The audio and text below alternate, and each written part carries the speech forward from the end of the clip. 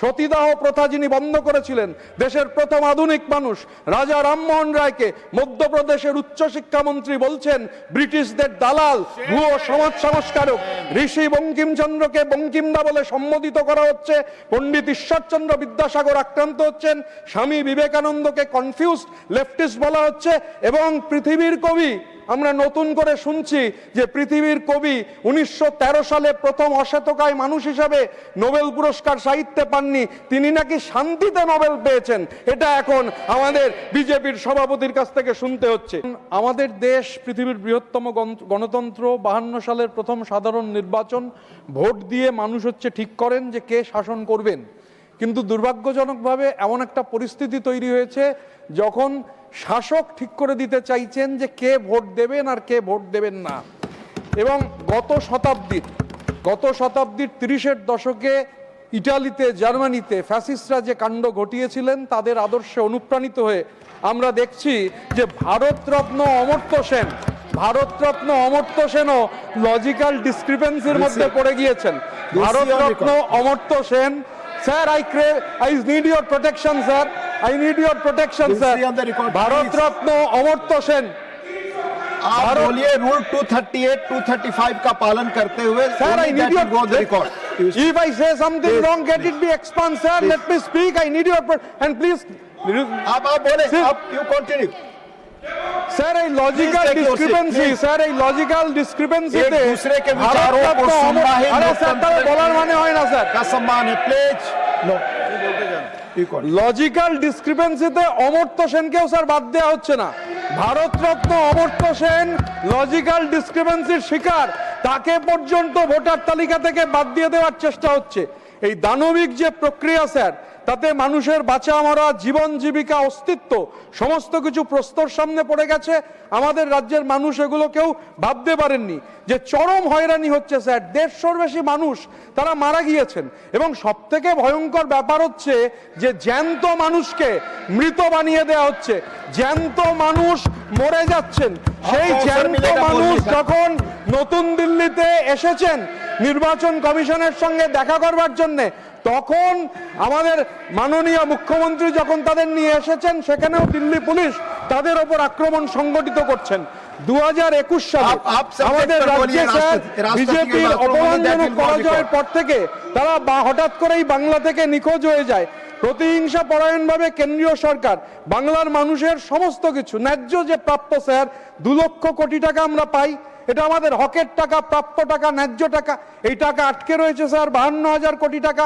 100 দিনের টাকা বাকি রয়েছে 43,000 কোটি টাকার বেশি। বিপর্যয় মোকাবিলার টাকা 19,000 কোটি টাকা। সমগ্র শিক্ষা অভিযানের টাকা 2,500 কোটি টাকা। জল জীবন মিশনের টাকা। এখন স্যার মাননীয় রাষ্ট্রপতি তিনি বক্তব্য রাখতে গিয়ে বন্দে ভারতের কথা বলেছেন। বাংলা থেকে, হাওড়া থেকে কামাখ্যা অব্দি বন্দে ভারত যাবে। আমরা খুব আনন্দ পেয়েছিলাম। হঠাৎ করে একজন বললেন যে টিকিট কাটতে গিয়ে সেখানে খাবারের যে অপশন রয়েছে সেখানে শুধু নিরামিষ অপশন দেখাচ্ছে।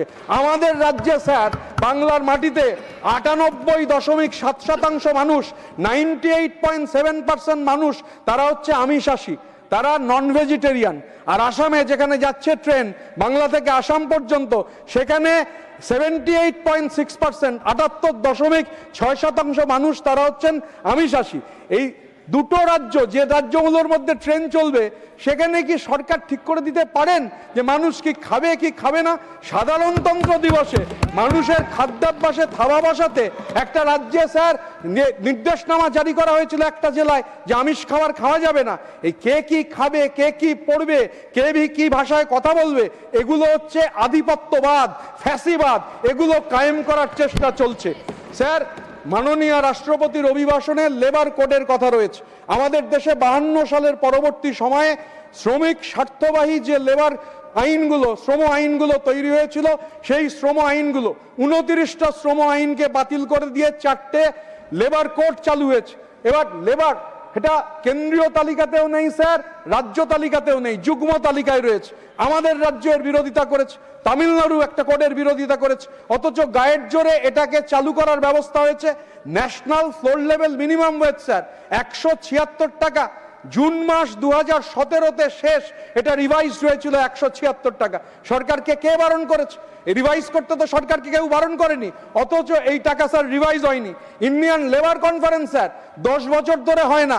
ইন্ডিয়ান লেবার কনফারেন্স করবার ক্ষেত্রে কোনো ধরনের কোনো উদ্যোগ নেই, উল্টো দিকে শ্রমিকের অধিকার কেড়ে নেওয়ার চেষ্টা হচ্ছে।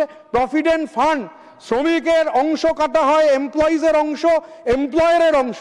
আমি একটা উদাহরণ দেবো স্যার, এবারের বাজেটে যদিও চা বাগান সংক্রান্ত কোনো উল্লেখ নেই, কিন্তু আমাদের রাজ্যে স্যার কেন্দ্রীয় সরকারের অধীনস্থ চা বাগান রয়েছে, অ্যান্ড্রুউল কোম্পানি, কেন্দ্রীয় সরকারের অধীনস্থ কোম্পানি, তাদের নেতৃত্বে 4টে চা বাগান রয়েছে, কারবালা, বানারহাট, চুনাভাট্টি, নিউ ডুয়ার্স।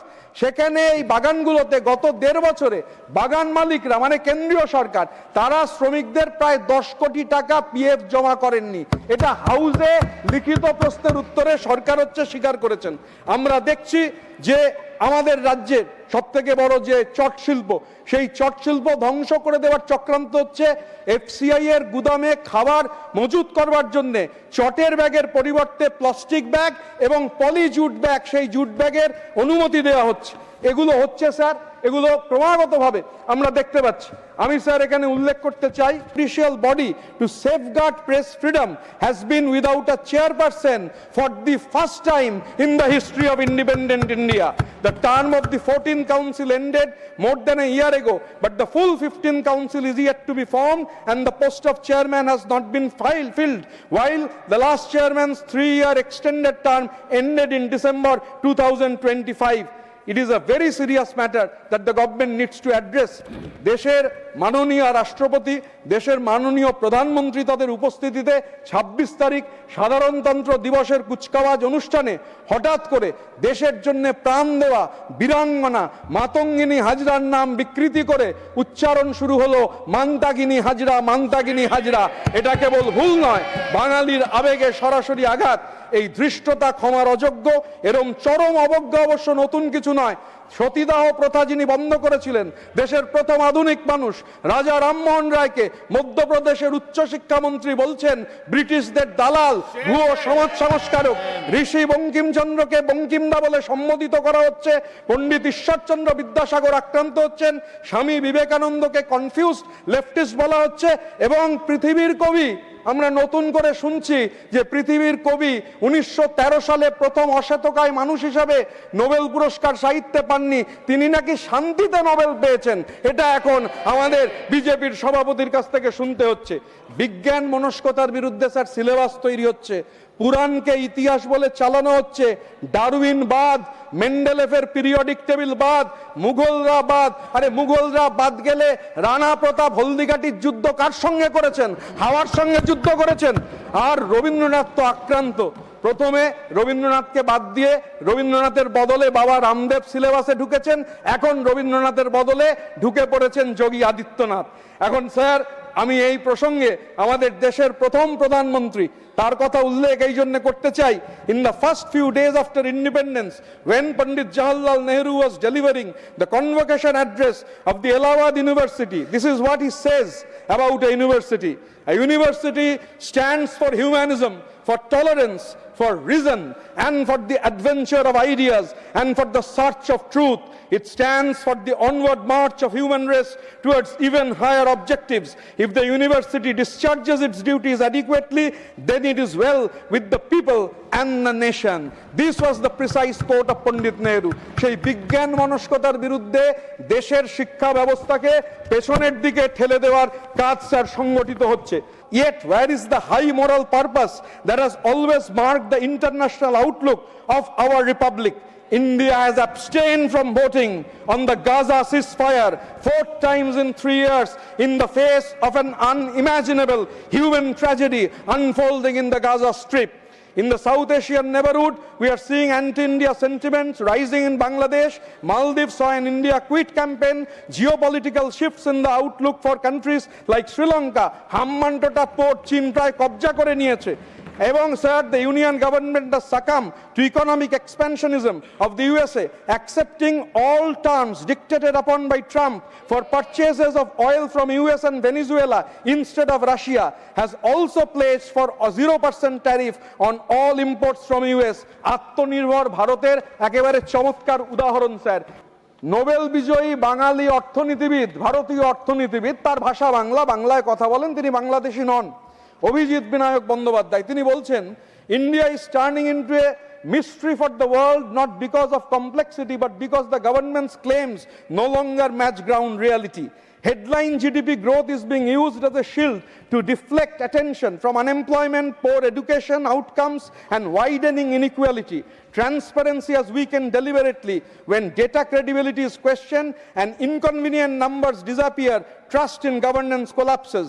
আমাদের কাছে বাংলা, আমার কাছে এশিয়ার প্রথম কলেজ, সেদিনের হিন্দু কলেজ, আজকের প্রেসিডেন্সি ইউনিভার্সিটি। বাংলা মানে এশিয়ার প্রথম কলেজ, প্রথম ইউনিভার্সিটি কলকাতা ইউনিভার্সিটি। বাংলা মানে এশিয়ার প্রথম medical college, Kolkata medical college. Bangla মানে যুক্তিনিষ্ঠ তার্কিক ভাবনার শিকড়।